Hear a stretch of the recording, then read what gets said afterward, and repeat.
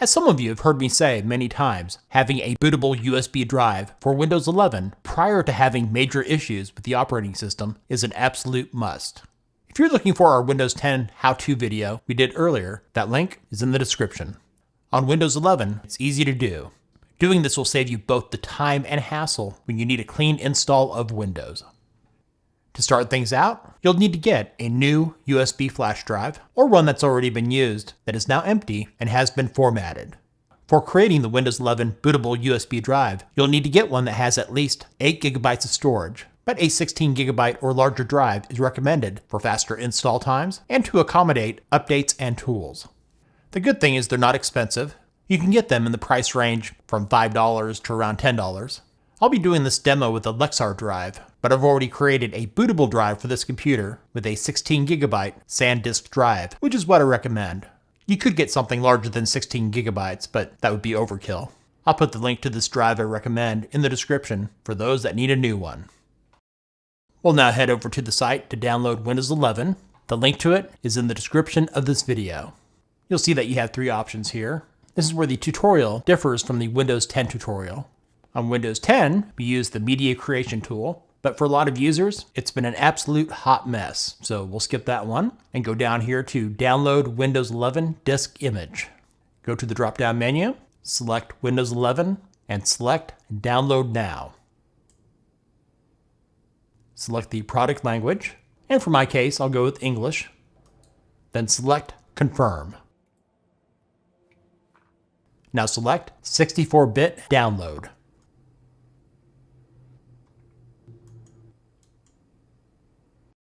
Before moving on to the next step, if you're using a USB drive that was previously used and have not reformatted it to be like new, plug it in, and in my case, it's labeled as Drive F.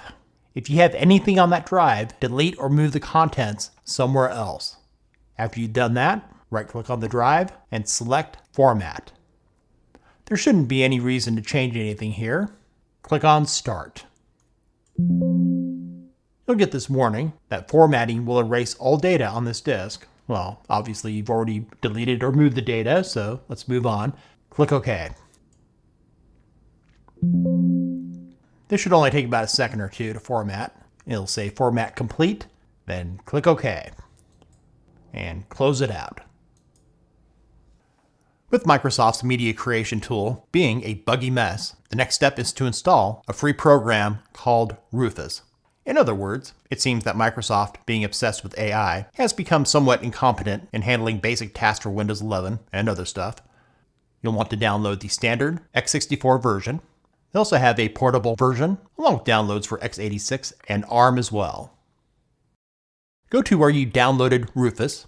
It's just an executable, no installation is necessary. Double-click on it. For device, make sure your USB drive is selected. Then for boot selection, go over here and click on Select.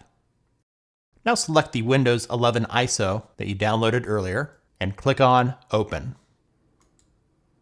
You'll see that it's now selected. Leave everything else the way it is and click on Start.